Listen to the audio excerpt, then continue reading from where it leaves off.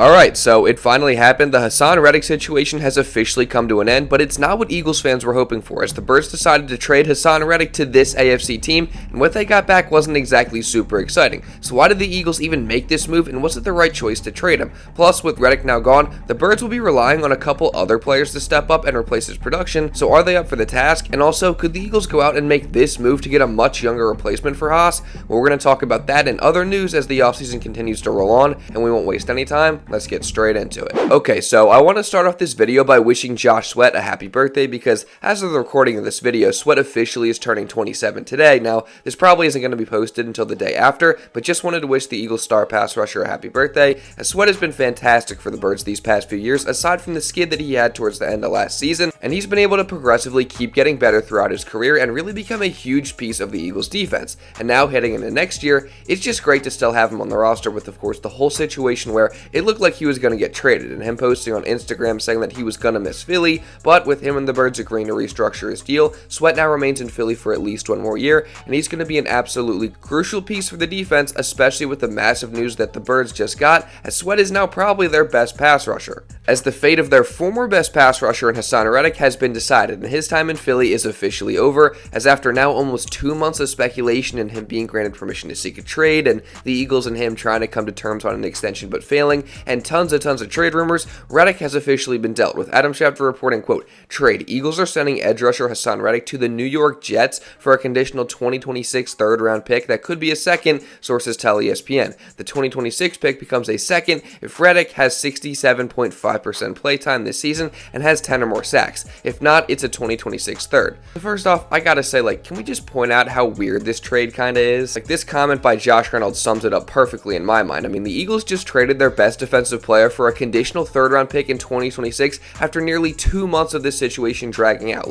That's just weird. Now, let's hope that conditions are met and the pick becomes a second rounder, but still, a 2026 draft pick for a player of Reddick's caliber is kind of crazy. And before I dive deeper into this whole thing and break down why this played out the way it did, I just want to say that this really does suck for the Eagles. I mean, this is a team that should be trying to contend for a Super Bowl this year, so losing your best defensive player over the past 2 seasons that had 11 sacks last year and 16 sacks the year before is really going to hurt. And also, Haas was just a likable player that is from the Philly area, so seeing him get traded just stinks, and for just a conditional 2026 third rounder, that just kind of seems one-sided and a little bit dumb for Philly. And there's tons of Philly fans that are pretty upset with this, and I'll admit, I'm not exactly thrilled either, but when you just look into it and break it all down, it seems like the Eagles just really couldn't get more for Reddick. I mean, I think Anthony DeBoto breaks it down perfectly in this tweet, where he said, quote, "I understand the frustration with the Eagles trading Haason Reddick for just a 2026 third-round pick, but based on how long the situation dragged out for, it's clear that the NFL didn't value Reddick that highly as well. Reddick will turn 30 years old in September and had just 2.5 sacks in the team's final 8 games last season. It's entirely fair for the Eagles and Howie Roseman to move in a different direction, as they're opting to get both younger and cheaper at edge defenders." So, to me, that makes perfect sense. I mean, this situation did drag out for a really long time, so it's clear that nobody wanted to give up more than what the Birds ended up getting for Reddick in a trade, as their asking price was always a second-round pick, and if Reddick meets these conditions, then they got one, even if it is 3 drafts down the line. But then the question becomes, well, why did the Eagles even have to trade Reddick in the first place? I mean, he was under contract for next year, and aside from the final 8 games of this past season, he was still producing at a very high level. Now, I get that he's about to turn 30, so just at that point, why not just let him play out his final year of his contract while the Eagles are in win now mode, and then if the age is a concern by the end of the season and the Eagles want to get younger from there, then let him walk and get a compensatory pick that would then be for 2025, so a sooner pick rather than the one that they got.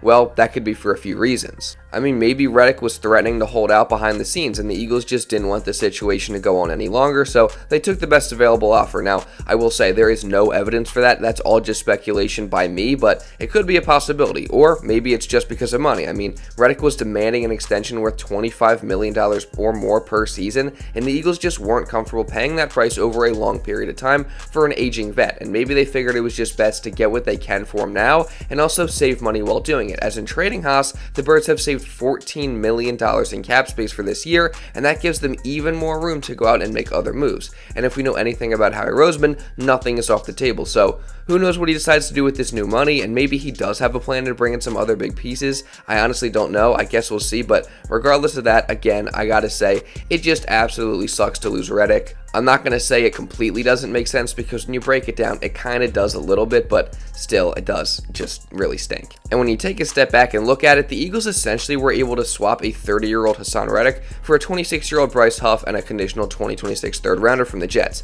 And speaking of Bryce HUff, I mean, now that he's officially Haason Reddick's replacement, he just has to pan out, and the Eagles obviously expect him to. That's why they paid him the big contract that they did. I mean, 3 years and $51 million for a yearly average of around $17 million is nothing to scoff at, so they're banking on the fact that he continues to develop. He's able to thrive in a bigger role playing most of the snaps, and he's also able to defend the run in addition to his obvious strength of rushing the passer. I mean, last year, as I've said multiple times, he had 10 sacks, which led the Jets despite playing less than half the snaps, and he also had the highest pressure rate in the league at over 20%. So now, again, he'll be expected to take on a bigger role and play even better in Philly. And the best case scenario is that he replaces Haason Reddick's production, and it's for cheaper and at a younger age. So hopefully we get that from Huff. I definitely say if I had to pick who's the better player as of now, I'm going to go with Haas, but things change fast in the NFL. So hopefully Huff explodes this year and he ends up being a beast for the Birds and a perfect replacement for Reddick.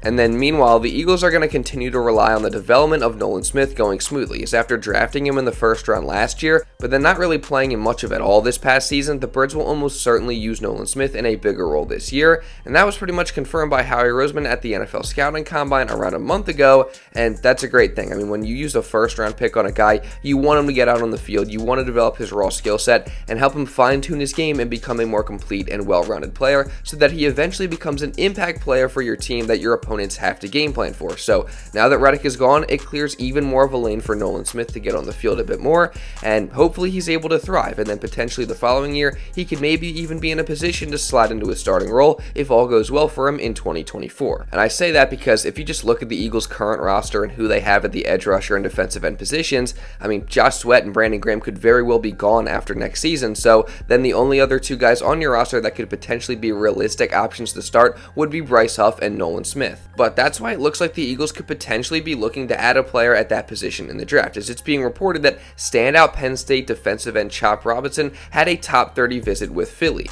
And again, this makes perfect sense if the Eagles are thinking that they're going to lose both Sweat and BG next offseason, because it gives you a defensive end that could either add depth or be a starter for the Eagles defense eventually. I mean, Chop is an absolute beast, as he's one of the best defensive ends and pass rushers in the entire draft. He's coming off a season where he put up 5.5 sacks at Penn State, and during his time there, he has shown great ability. I mean, he's got amazing athleticism and quickness, and that makes him a guy that made a huge impact at the college level, and someone who also should be able to make a huge impact just coming into the league as well. Plus, he also is someone who should be able to continue to develop his game and diversify his pass rushing arsenal, as well as to develop his game in terms of stopping the run, and he's going to need to do that if he hopes to become the overall game wrecker and destructive force that he has the potential to be. And if he does become the player that he has the potential to be, and the Eagles take him to pair with Bryce HUff and Nolan Smith, assuming they both pan out as well, then you have a scary trio at edge rusher. So what do you guys think? Should the Birds consider taking Chop Robinson at 22? And just overall, what do you think of the whole Haason Reddick trade, and are you okay with the compensation they got, or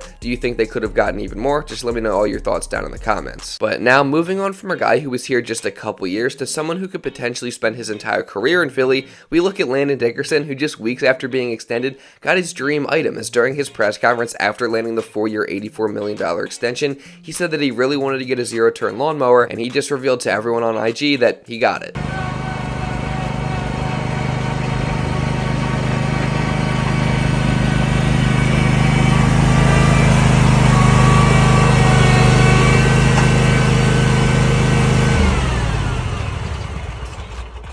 I got me a mower. And you gotta love that, man, because Landon just doesn't seem to be letting the money change him at all. He's an absolute beast on the field, and now he's a very rich man, but he still seems to be the same guy that he was before the money, and you gotta commend that.